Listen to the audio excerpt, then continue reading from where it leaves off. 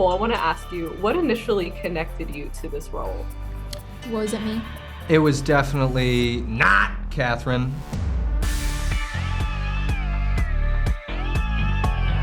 Howdy from South Texas. Howdy! Good. Howdy. Nice to meet you. So I know the film has been described as a fun horror comedy kind of thing, but those are words you don't really see strung together often. Sure. So how else would y'all describe this movie to our audience? It's a zom-com, baby.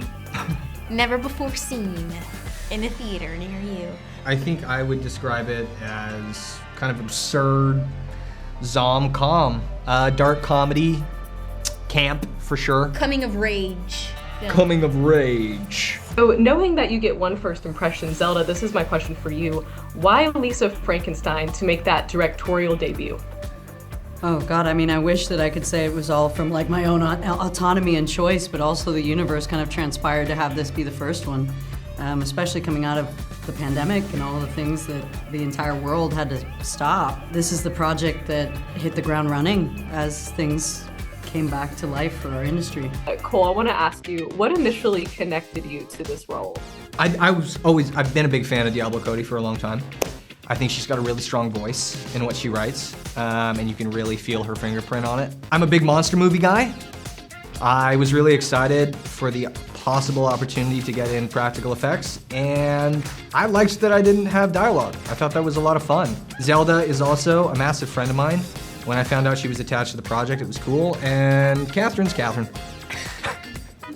Perfect. Well, Kathryn, I was going to ask you the same thing. What connected you? Was it Cole? A dream of mine was to work with Cole Sprouse from a very young age. Say what we rehearsed, please. And I wrote him letters every day. Uh-huh. He didn't write back. Actually, me hanging around his window, he did say, okay, we can speak, and asked me to do a movie with him. It's not what happened at all. To make this movie was a dream. They don't make a lot of movies like this, especially for someone my age, a role that required this much like risk and just like we didn't know what we were gonna do. It was so absurd, and I hope people like it. I know I love movies like this. What are y'all's favorite 80s fashion trends?